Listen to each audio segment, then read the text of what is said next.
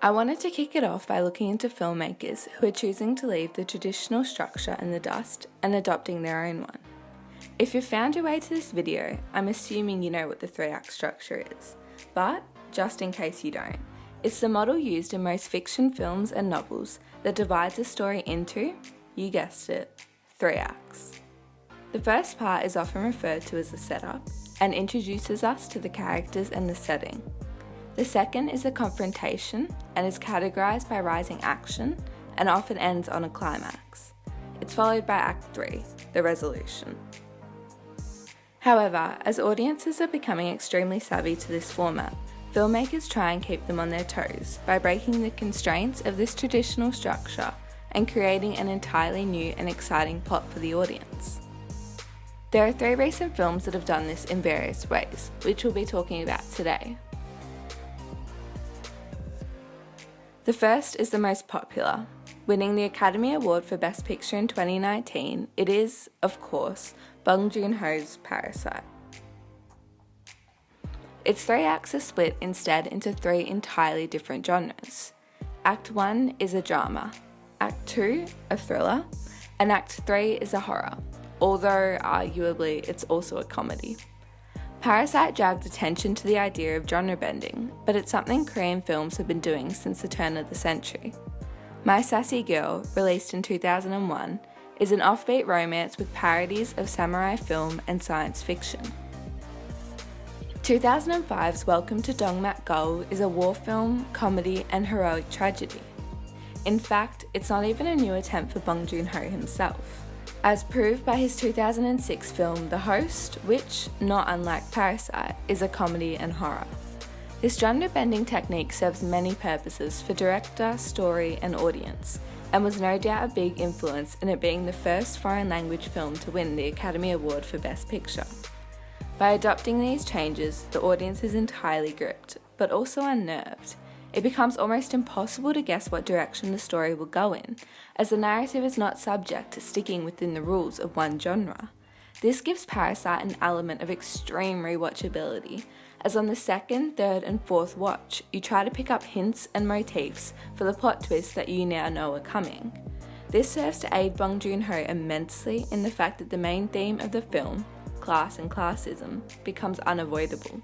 Even if you somehow miss this obvious allegory in the first watch, the distinct parallels between the wealthy Park family and the Kims become incredibly noticeable.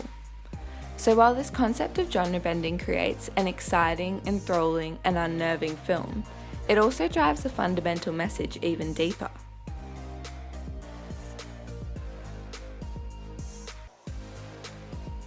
Another film that breaks the 3-act structure in a very different way, and also received an Oscar nom for the Best Original Screenplay, is Knives Out. Rian Johnson combines the traditional screenplay sequences of a detective and crime film. Detective films, think whodunits, Murder on the Orient Express, Death on the Nile, anything by Agatha Christie really, are about a detective who's called to figure out who committed a crime. Crime films, on the other hand, are often more about the character than the lawbreak itself. If you want to watch a video that goes into depth with how and where the movie combines these, I've linked it below. Audiences have become so savvy to the traditional whodunit structure that they can be kind of boring now. Every twist and every turn is expected. But Rian Johnson's decision to marry these 2 genres together means a majority of the audience actually stops trying to guess who the murderer is because they believe they've already been told. The discovery that they were lied to becomes even more shocking, and therefore it's so easy to rewatch. This decision also results in a plethora of Easter eggs that are scattered throughout the film. As an example, each time the detective flips his coin, the genre of the film changes. The final film that we're going to discuss that offers yet another fresh take on this act-changing concept is my personal favourite, Justin Kurzel's True History of the Cali Gang. You may not have heard this one. It's a smaller Australian film that was released on Invasion Day in Australia, but only on the streaming service Stan, and I believe wasn't released in other parts of the world until some months later. It's a divisive piece of work because of its structure-breaking plot. If you like it, you'll love it, and if you dislike it, you'll hate it. But there's something quite refreshing about a screenplay that's offering an entirely fresh take on a medium that is oversaturated with new films every week. Instead of being categorised by genre changes, as in the other two films, True History of the Kelly Gang is divided into chapters. Chapter 1, Boyhood. As Ned tries to find his place in this harsh, gritty world as a stolen man in stolen lands, he's easily influenced by what he is being taught is right and wrong. And here is where we get our main theme of the chapter, identity. With no ties to his new home, his innocence harshly shattered, and no people other than his family who understand his class or Irish history, he forms this unbreakable bond with them that ultimately serves to damage him. Because of this connection, he first experiences what it is to be a bushranger and outlaw, and therefore gets sent to prison. This puts him on his path as he comes to reject the law, seeing it as unjust. This leads us into Chapter 2, Manhood, which is very much centred around the idea of masculinity and what it means to be an Australian male. Ned himself sheds many of these expectations as he learns the power of a man donning a dress and fighting in lace. He discovers the power of letting go of expectations and comes to believe that true masculinity is categorised by fighting for and defending one's family. The final chapter is described by Kurzel as monitor, but can also be referred to as legend or myth. This describes Ned's time as a self-appointed bushranger, depicting the last stand and, of course, his infamous hanging. This chapter is definitely the showiest and slightly adheres to the idea of a climax occurring in the final act. It depicts him imparting these lessons he's learnt that he's built himself upon onto other members of his gang.